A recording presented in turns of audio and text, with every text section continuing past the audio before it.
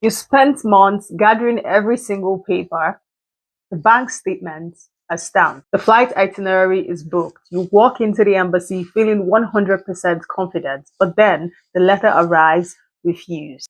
If you are an applicant from Africa or Asia, this story is far too common. In 2024, African applicants were statistically 8 times more likely to be refused a Schengen visa than some other regions.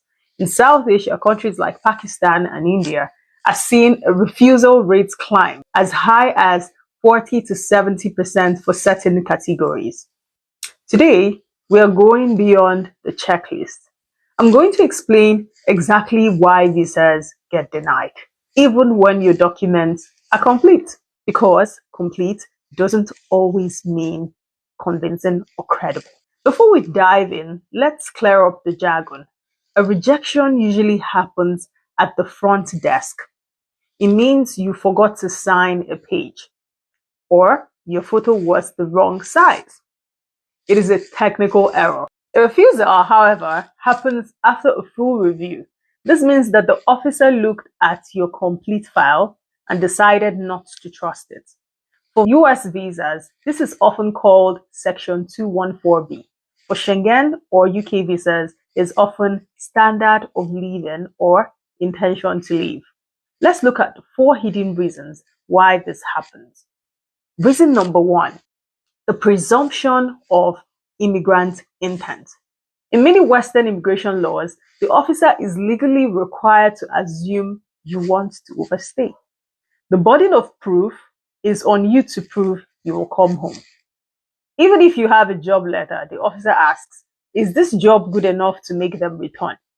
If you are young, single, and from a country with a high unemployment, a basic job letter isn't enough. The officer sees you as at risk of seeking a better life abroad.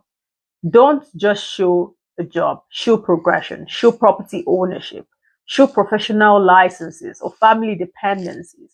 You need to show that your life at home is too valuable to leave behind.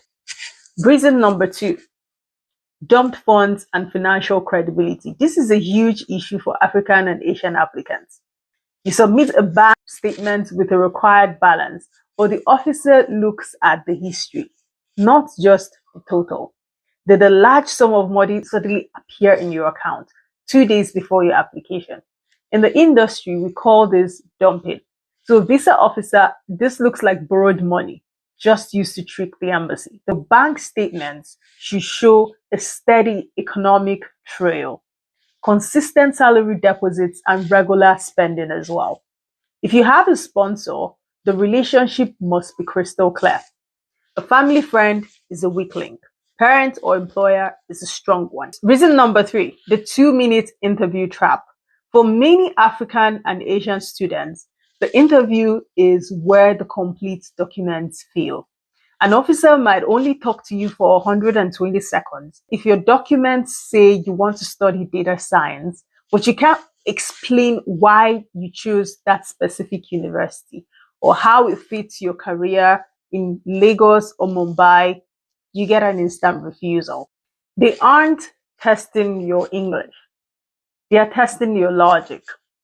Now, if your answers sound rehearsed or robotic, they suspect you are following a script from a shady agent. Now, the fix is to be specific. Instead of saying it's a good school, I chose this program because of Professor Smith's research in AI. Specificity equals honesty.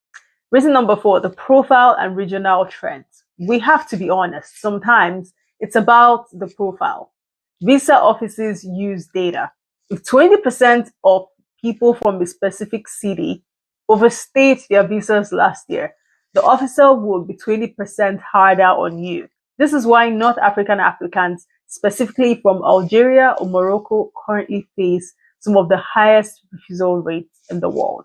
It isn't fair, but it's the reality of 2026.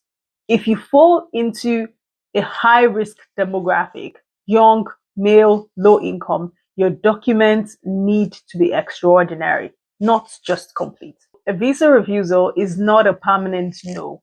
It's a not right now.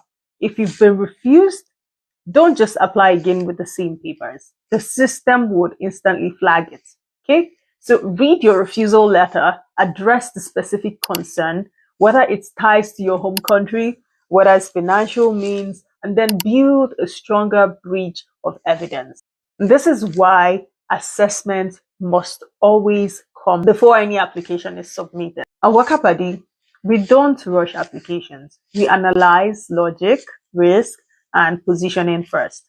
If you want clarity before spending money, book a consultation using the link below.